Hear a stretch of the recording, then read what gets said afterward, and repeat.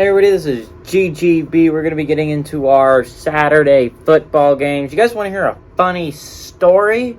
So, obviously at the University of Florida, we have a gym here. If you did not know that, it's really cool. It's free for all students. But the weird thing about the cool thing about the gym is there's a basketball court. There's almost always basketball players, people to pick up a 5v5. So on Tuesday, I was playing a 5v5. I went to block a guy's shot, and I twisted my ankle. It was my left ankle. Today, I finally had gotten over the injury. I was finally walking normal again. And so I'm like, let's hit the gym again. And then I saw the basketball court after I worked out. I'm like, I'll play a little 5v5. That sounds like a lot of fun. And then I twisted my left ankle again, and now it's so sore. It is like my ankle is expanded to another level. It's insane. But anyways, back to what I was actually wanting to talk about today. 12 o'clock, we had number 1 Alabama traveling to Texas. Both these teams started off with a win on Fox. Alabama favorite 20 points. This game's really interesting, but let's go over the stats real quick. Bryce Young went 18 of 28 last week, threw for 195 yards, 5 touchdowns, 0 interceptions, threw for 64.3% completion percentage. He also led his team on the ground with 5 carries for 100 yards and a touchdown. And Trayshawn Holden is their leading receiver, 5 catches for 70 yards and 2 touchdowns. Texas, on the other hand, coming off a win against UL Monroe, Quinn Ewers went 16 of 24, threw for 225 yards, threw 2 touchdowns to 1 interception, and had a 66.7% completion percentage.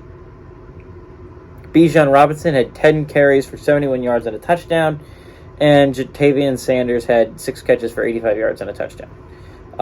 Texas is 7-1 against Alabama all time. Last game went to Alabama in 2010.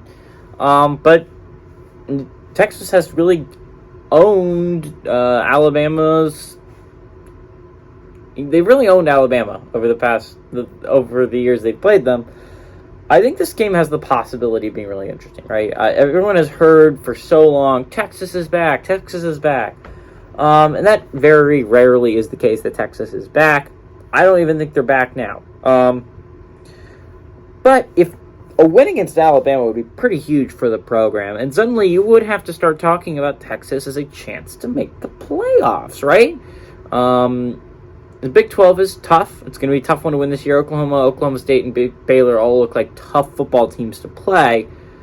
But, I mean, if you can win this one, you can win any of those games. Sorry. But yeah, I mean, I think Texas does have a legitimate chance in this game. I know a lot of people don't.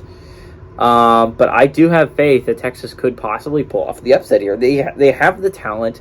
I think the real question is, how does Quinn Ewers do? Because, again, this is basically a freshman campaign for him. This guy's brand new to football, at least collegiately. He didn't play any last year. He took a couple snaps, but he didn't attempt a single pass last year. And we saw all his passing last game. That's his experience as a starting collegiate quarterback, and suddenly you're drawing the best team in all of college football in Alabama. It's going to be tough. It's going to be a really tough matchup for you. I think Alabama does win this one, but I think Texas keeps it closer than 20, though. I think they cover that 20-point spread.